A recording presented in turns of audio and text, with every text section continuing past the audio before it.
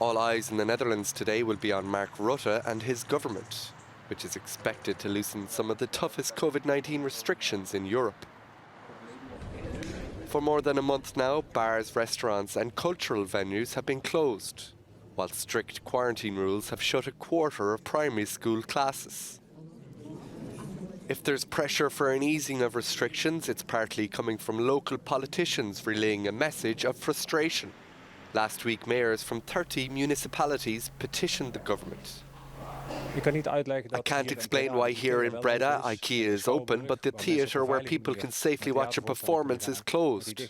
At the moment, society sees local government in the form of police officers and community service officers as fines and batons. But that same society, which is under so much pressure, expects us to defend its interests and for us to show that we stand together in these difficult times.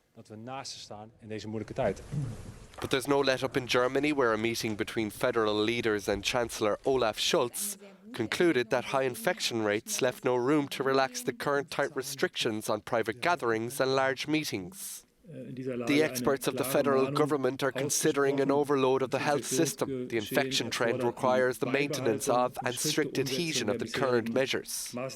Meanwhile, in Croatia, the opposition Conservatives have 82 boxes which they say contain the signatures of over 400,000 people, calling on a referendum on whether or not COVID-19 certificates should be abolished.